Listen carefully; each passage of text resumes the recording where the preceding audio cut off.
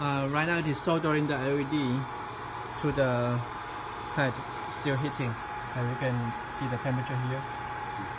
And press stop and finish.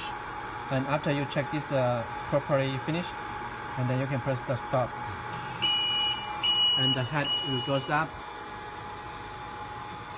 Now it's the finished soldering. We can check the soldering result by rotating the camera,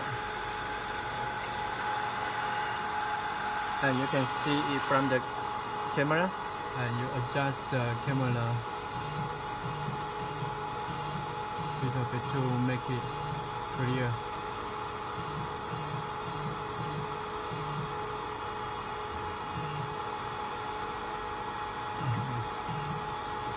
Okay.